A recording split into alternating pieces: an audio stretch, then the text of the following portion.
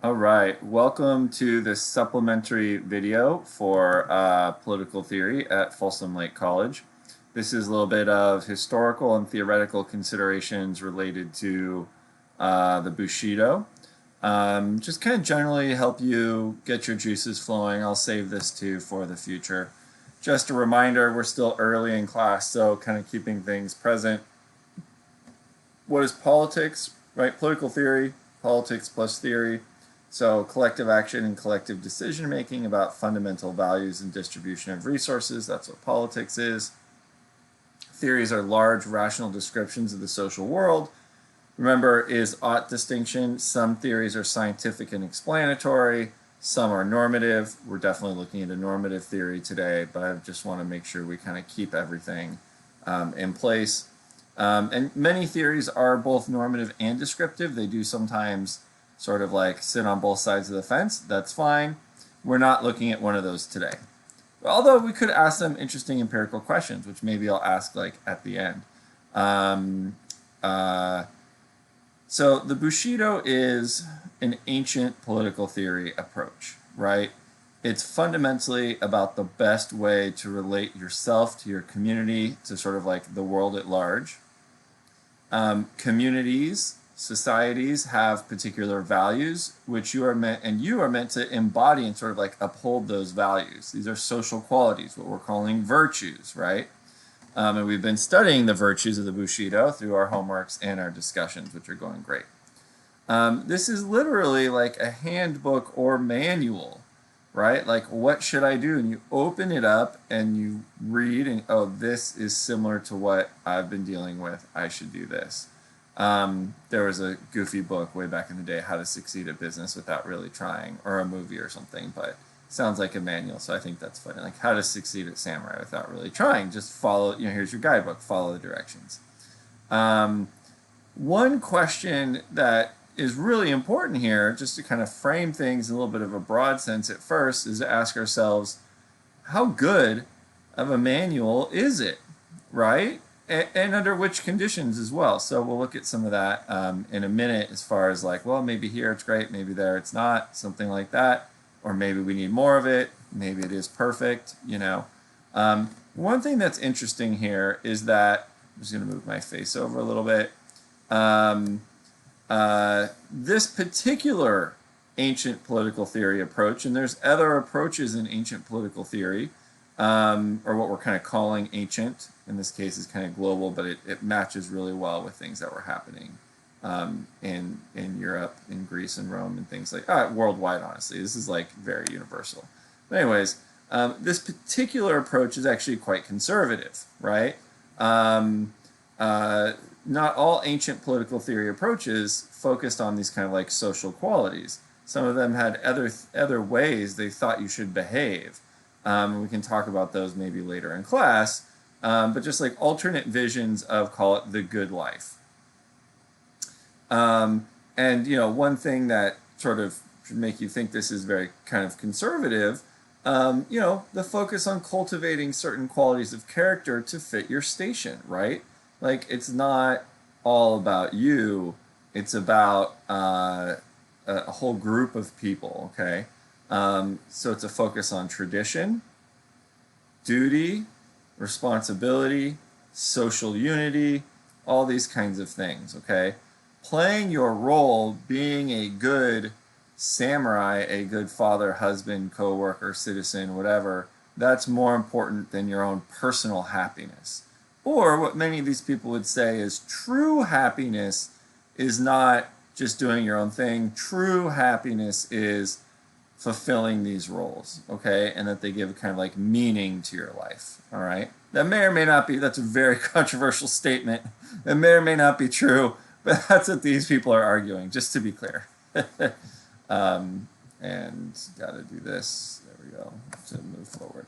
How does this, sorry, I'm gonna have to move my face around a little bit, so I hope you don't get like vertigo or something. How does this apply to our lives? Well, in modern contemporary approaches to political theory, there are people who are doing things somewhat similar to this, and we might call them traditional conservatives or kind of traditional conservatism. In the United States, it links more strongly with religion, but not, with the Christian religion especially, but not exclusively, not necessarily. In other places, in Japan, it's Bushido, which is some Shinto and some Confucianism and some Buddhism. It's kind of just like a bunch of different things. Um, Certainly, one notable example in the Western world is the Catholic Church, which very explicitly has a similar approach to how it views the world and how it thinks about what being a good person is, and the good life and happiness for this sort of like Catholic way of thinking is very similar to what we see in the Bushido.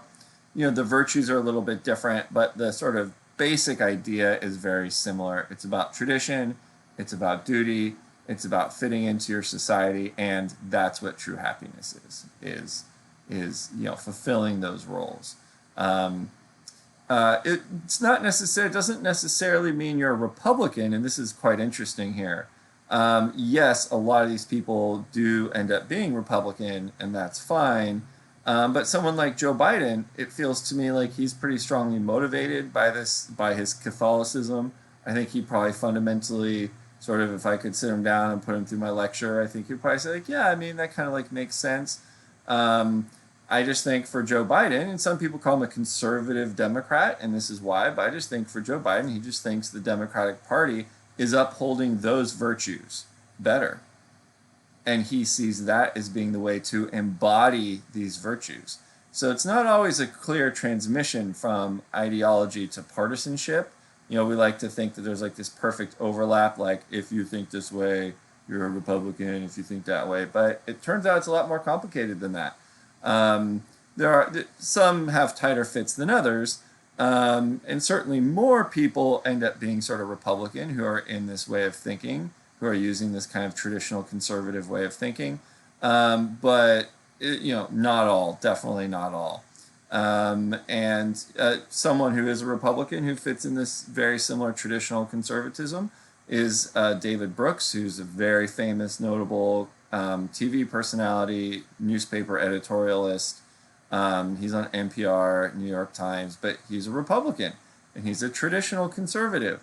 And he says that. He says, I am a traditional conservative. I care about social unity. I want people to, have their role and have their place. We should be taking care of people. We need to do our duty. Things like that.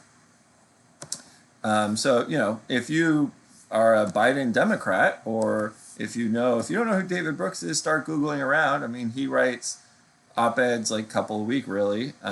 So there you go.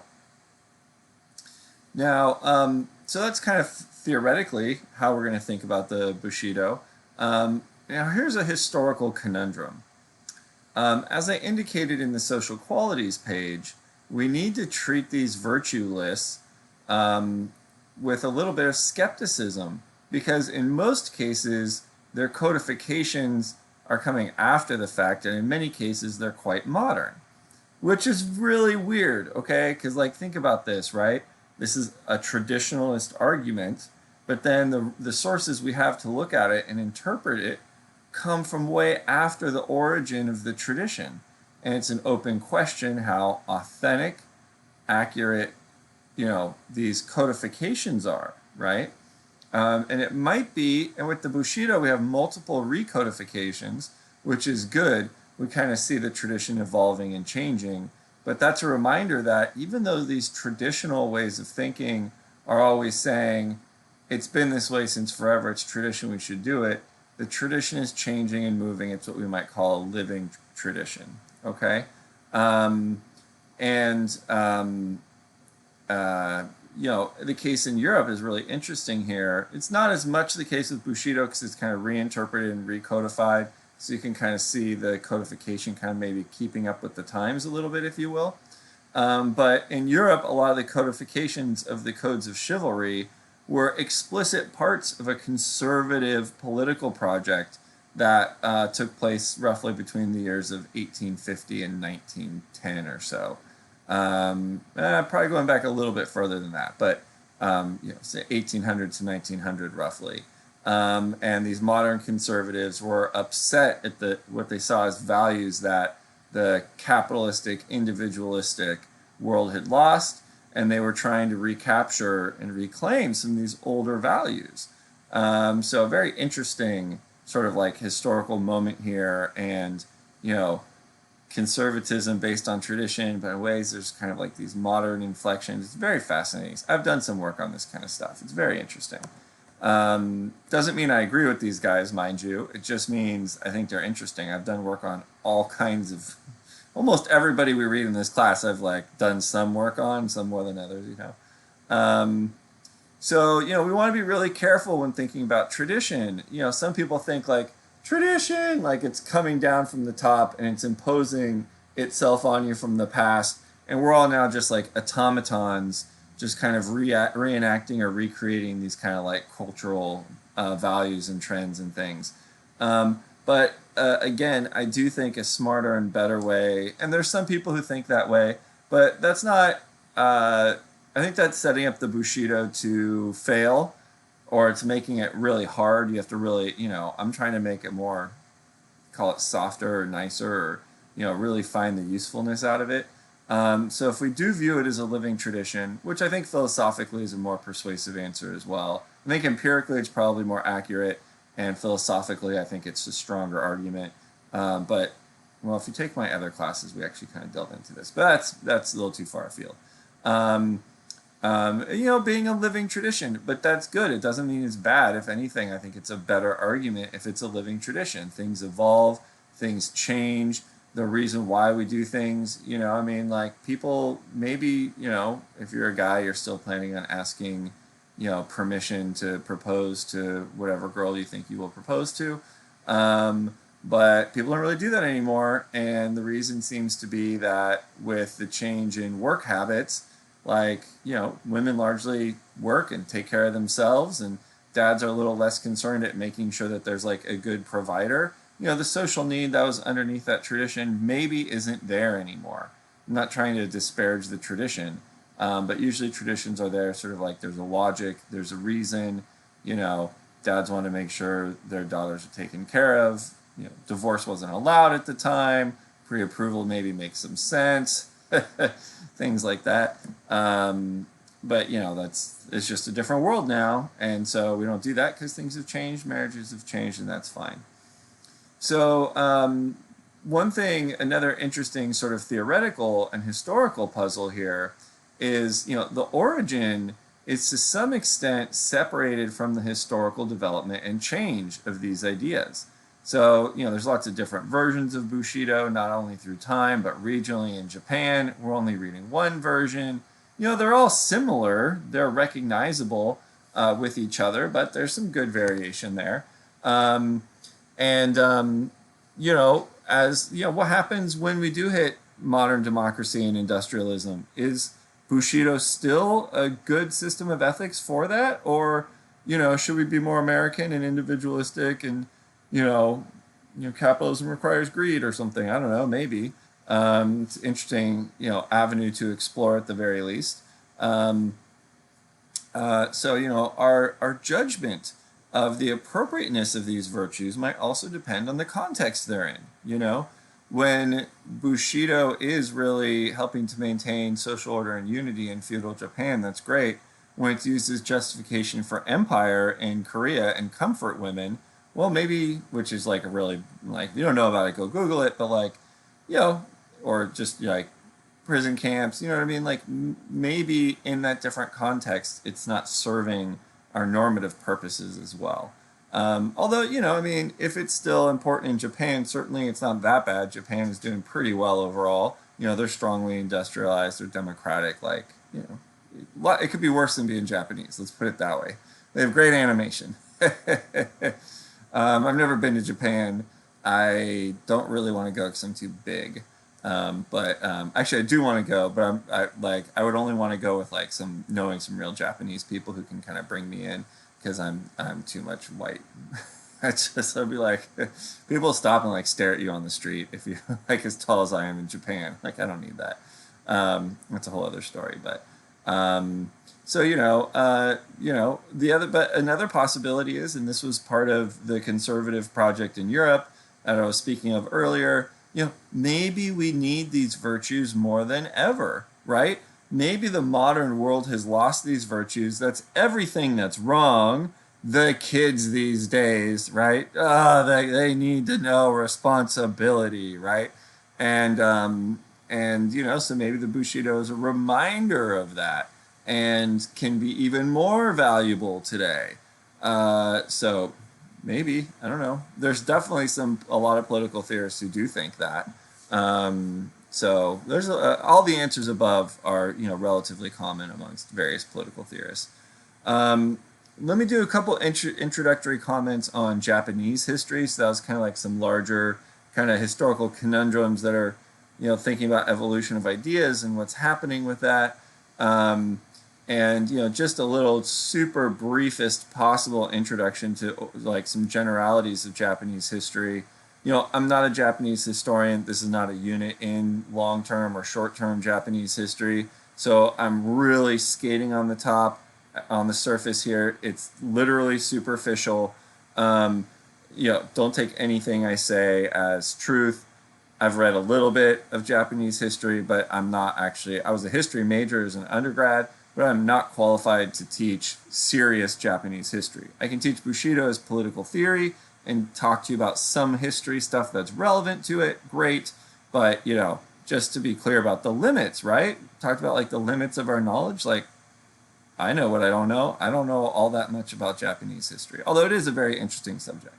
But I can say is that Japan's political history is actually pretty strongly analogous to many European pathways of development, and that many political scientists and historians have actually looked at Japan explicitly as a kind of similar but different comparative case to England, France, Germany, Spain, Italy, the northern countries, Poland, and there's a lot of these types of they're qualitative small end studies. So you look at 5, 7, 10 cases and you look for similarities and differences between them. It's a little bit of like a flat-footed way of doing science and gathering your investigations, but it's quite good and it's been around for a long time and you can get really deep, and so has some like particular advantages to it.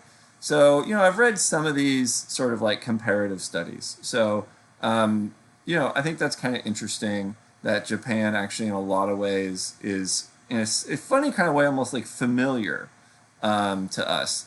And feudalism in Japan originating a little bit earlier than the 8th century, but kind of flourishing then, looked somewhat similar to feudalism in Europe.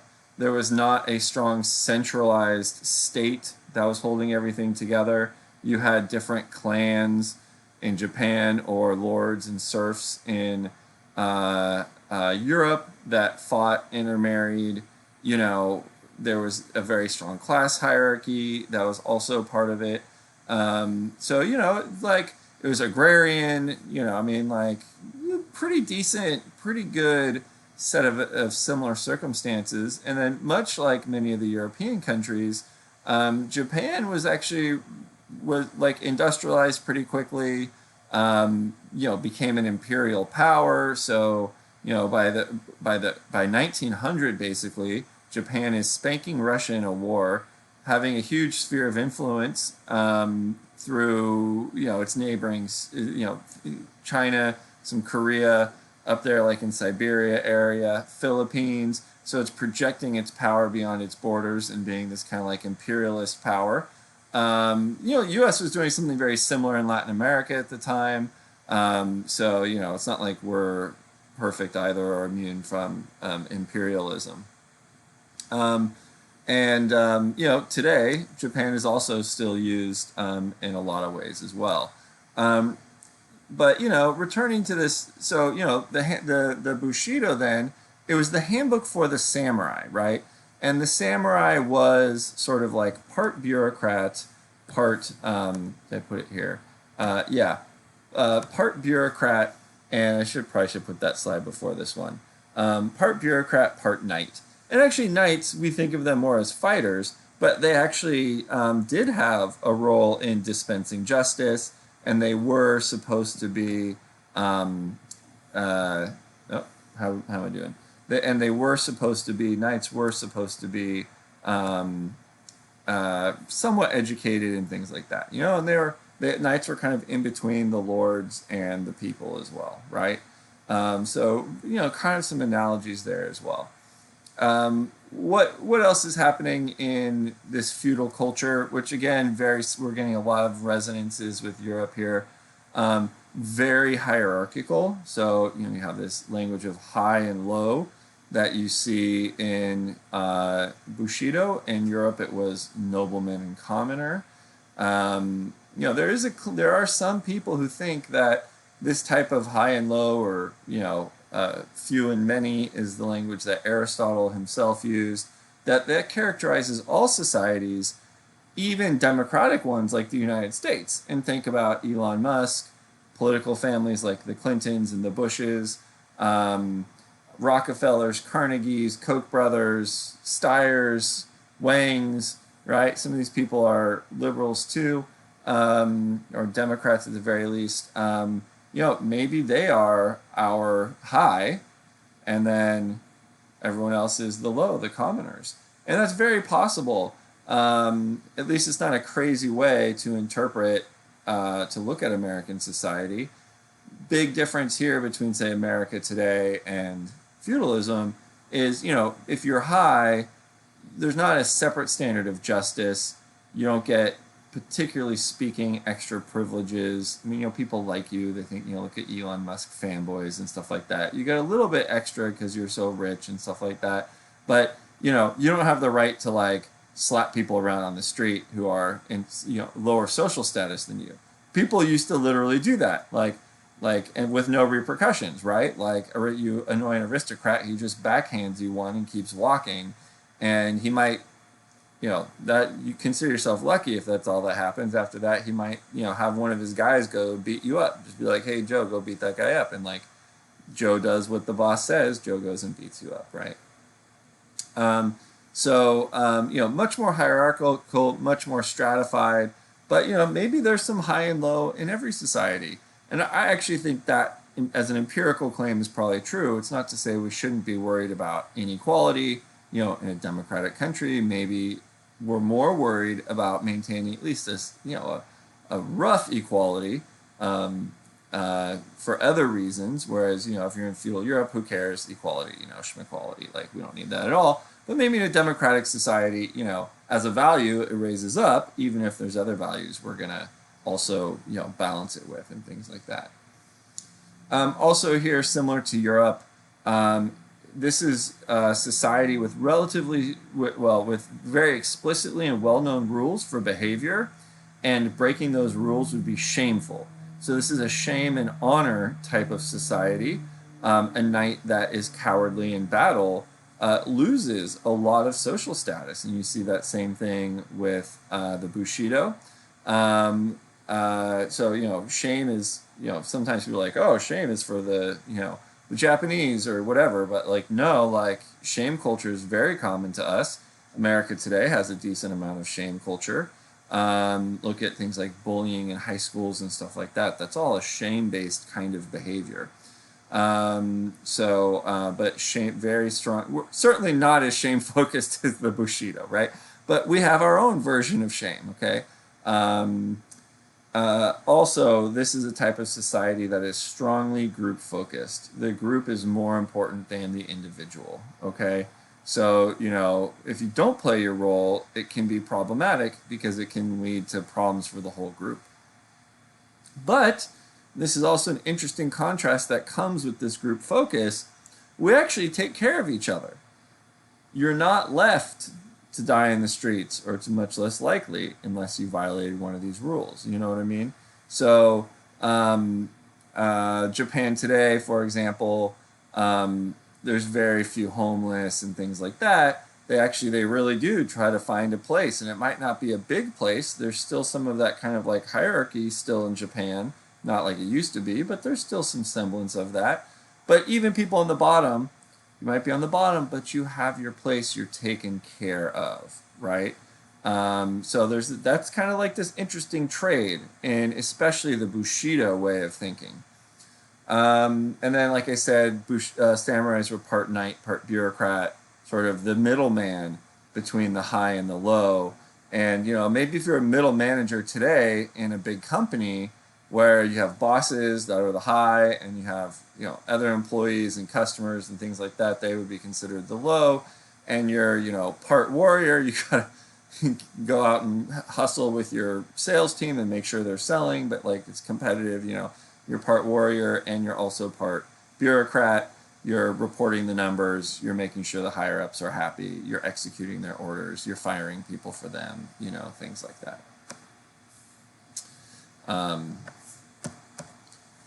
Well, and then would you be happy in this society though? As a handbook, this is why I should put this one before the other one. You could do worse, right? Like, if you from this day forward use the Bushido to guide your life, you would not, it would be very unlikely in my judgment that you would go completely wrong. Like, I think you'd probably be, I mean, some of you might fail just for like other reasons, or you didn't, you really weren't qualified. I don't know, right? But if we all did this, and we all went whatever life path we wanted to take, we all followed the path of the Bushido, I bet you that the people in this class would perform better than a similar group of people that didn't use the Bushido, right? So if we did a really nice control and test group test, kind of like they do for, FDA approval, things like that, we track everybody for 30 years. Everybody in this class sticks to the Bushido. You follow it, you do it. I bet you, on average, we would be a very successful group. Like, I really think you could do worse than this. At the same time, I'm not sure exactly how happy we would all be. There's a chance, as I said, maybe we'd all be incredibly happy as well, or maybe there's something else we would be missing. And certainly, I would not be happy in feudal Japan, but I wouldn't be happy in feudal Europe either. Even contemporary Japan would be a little hard for me. But my character is very American, right? I have a very American character, so of course it would be hard for me. Well, one other question I want to look at then is, do I want to do that right now, or maybe we should do? I'll just do it the way I set it up. It's an open question how influential the Bushido is in Japan today. Certainly, it remains an important cultural influence, but there's a famous guy a little over about 120 years ago who called it the soul of Japan. And, I'm really nervous about doing that. I feel like that's an overstatement. It's important. I am not saying it's not important. I'm saying I'm not sure it's the soul of Japan. At least empirically, I strongly disagree with this because of my view of culture, where it's this kind of like essentialist view of culture, where culture is destiny. And, culture is too dynamic and malleable than that to me. It changes too much. And again, I think this is an empirical claim to me, not a normative one. When I look at cultures in the world, that's kind of what I think I see. Now, as a normative claim, though, to say like, kind of the way traditional conservatives do in the West, to say something like, well, we want to maintain these traditionalist values, we should return or preserve the Christian, the cultural Christianity of America, of France, of England. I mean, you hear this of Germany. You hear this in all the Western European countries. It's part of the rhetoric of all the conservative parties. In fact, someplace like Germany, they have a Christian Democratic Conservative Party. That's the name of their conservative party. And, and that's pretty much the type of platform that they're running on. I mean, that's great. Okay, fine. And then that's a normative claim. We can judge it using, the same look at the ethics, look at the values. How are they working? Whatever. You can spin on a bunch of different ways you can judge these values, but basically like, hey, does this seem like it'd be a good idea or not? Right? Today, Japan is basically a social democracy. It is still studied alongside many European cases. like I said, the high and the low is still kind of there. The social unity is still there. Not only does everybody have a place, but like jobs, for example, like if you're hired by a company in Japan, it's a lifelong commitment, really. Like most people, get hired in one place and they just move up internally. In the United States, we switch jobs a lot, we jump around. We think that's how we do our career paths. But Japan, it's capitalistic. They're really good at it, right? Love those cars, and lots of other things, right? But if you get hired at Toyota out of college at 25 or whatever, your expectation is you're going to retire from Toyota at about 65 or 70. And there's commitment on both sides, a commitment from the employee and a commitment from the company. Now, it's a little bit less than it used to be. It is fading a little bit. The exact amount, I don't know. But I mean, would the world be better with a little bit of that? I don't know, maybe. So I definitely think Bushido is part of Japan's living tradition, but there's more there too. And for example, when you get to post-World War II and Japan becomes democratic, things really start to change, right? Like you're a political democracy, people start voting. There's lots of cultural changes that come with voting. Like one man, one vote principle is a real threat to all that hierarchy, right? And so, for example, now new democratic traditions are being added into Japan's living culture. And Marshall Plan and restructuring of Japan post World War II, before that, emperor, do what you're told, etc. They didn't even have a word for protest. There was no word for protest. The Japanese word for protest is derived from the English word demonstration, and they just call it a demo. And they now actually do go and protest. It's part of their culture now, some protesting. It's a little bit different than in the United States. They're kind of doing it in their own way, but you recognize it. But you go to a demo. It's an English word even, but now that's part of Japanese culture, right? That's part of the dynamism of culture that I'm talking about. Well, what happens with Bushido when we start grafting all this democracy into Japan? Do we now need it more and more? Does it go away? Is it still helpful? Like, I don't know. Same questions we had before, but just kind of, interesting. I don't know. So should we live this way? Would you like to live this way? Would you live this way? I challenge you, right? This week, one of your homeworks is, if you so choose, to live the Bushido for a day or two, right? Be a samurai, and see how it would guide and affect your actions. So would you live like this? Should you live like this? Should we all live like this? So, there's one question, which is, okay, would this be good for an individual to live like this? And then another question is, should Bushido be more like our public culture that everybody agrees with, right? Well, why or why not, right? And I would be curious. I'm going to put up an extra credit discussion for us, actually, and that's going to be one of the questions on there. Is like, okay, Bushido, like, what would happen if we all lived like this? What would be different? Do we really want that world? Certainly, for an individual, right? It's a different set of trade-offs. For an individual who so chooses their own path to be Bushido, well, okay, that's fine. They're going to do it. It's going to be one thing. But if we all do it, if we hypothetically could make this, collective decision and all change, would we miss something? Do we really want to do that? I'm very curious to hear what you guys have to say. And these are just some supplemental final discussion questions, okay? I've kind of been indicating a lot of these as we're going. This is going to be part of this is going to be that discussion. These are going to be that discussion that I was talking about. But could the virtues of the samurai be appropriate today? How does the moral worth of these virtues change in a capitalistic society? One question being here, like, can you succeed, right? So that'd be like an achievement question. Would you be happier?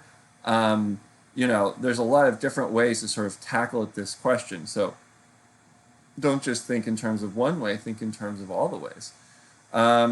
Which of the samurai virtues maybe stands out as being particularly important, and which ones is like, yeah, maybe we should get rid of that? Like the shame stuff,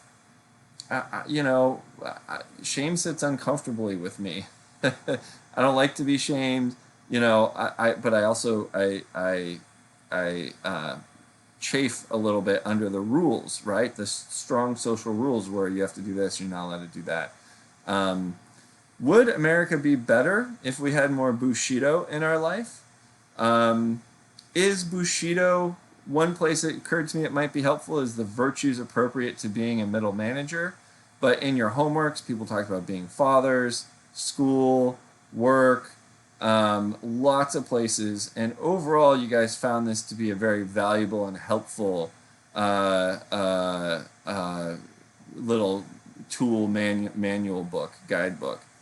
Um, are there specific industries or jobs where Bushido would be particularly helpful? So it's kind of a general question, like the middle manager question. Maybe if you were, maybe Bushido would be good if you were a football player, but not if you're a musician or some kind of visual artist. I don't know. Maybe it would be good if you're a doctor, but not if you're a lawyer. You know, very possible. So, different jobs require kind of themselves kind of like different qualities and things. And so we can kind of play the same qualities approach in a smaller way with different types of jobs. Um, Interesting question here. Is there an American code that we could compare to that of the Bushido? Answer is there is, and I'll tell it to us later. But what virtues are in that code, right? Interesting. This was one of your homework questions as well. What other codes do you know of? Spell them out. Let's talk about it. We can kind of compare codes with each other. And, what do you find inspiring and what do you find disturbing about how a samurai should act, right? Like, samurai should meditate upon death every day when he wakes up because you might have to kill somebody. Like, whoa. Like, that took me straight to 60 there, man. Can you warm me up and can I have a cup of coffee before I start thinking about death? I mean, like, I need a minute, dude. But, overall, like, a lot of really good advice in here. And actually, I should have mentioned this, but a lot of this advice empirically turns out it does work really well. So find a model to imitate. A lot of you guys talked about the model to imitate. Psychological research, they call it upward comparison. And you find someone to imitate who you kind of identify with, and they're kind of like your model. And it could be formal in terms of like a mentor. It could be informal in terms of just like Kobe Bryant, like, famously tried to model the way he played basketball off Michael Jordan. He does it a little bit different, but you can see how Kobe took that model. So learning from models like is a great way to learn actually. What was the one? If you're gonna get wet, don't. If it's gonna rain, don't worry about getting wet or something like that. I forget exactly what it was called, but basically, if you're gonna, if it's gonna hurt, it's gonna hurt, and just like don't put it off. Don't get upset about it. Like here's a thing that's gonna happen. It's raining outside. You're gonna get wet.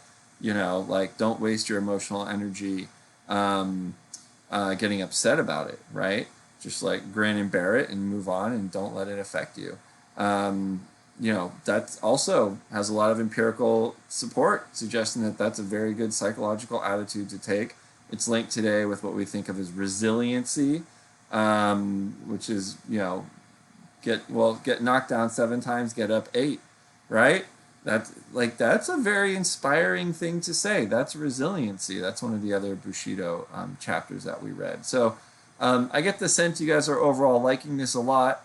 I'm very happy with how everything's going, but I really wanted to get you out this video so that you could kind of have a little bit more sort of leading down the path of how's a theoretical discussion really going to go with Bushido. You all did a really great job getting into your personal lives and kind of relating to the Bushido. Beautiful. Like, I mean, it was almost all 10s on the homework. But now we want to kind of have a little more of like a critical eye, extrapolate out or, distance ourselves a little bit from the Bushido and look at it and say like, I don't know, yay or nay. Should we have more of this? Should we have less of this? Let's talk about it. And that's the theoretical endeavor now. We're stepping back from it just a step and saying, oh, well, I mean, what are some advantages? What are some disadvantages? you know, what do you gain? What do you lose?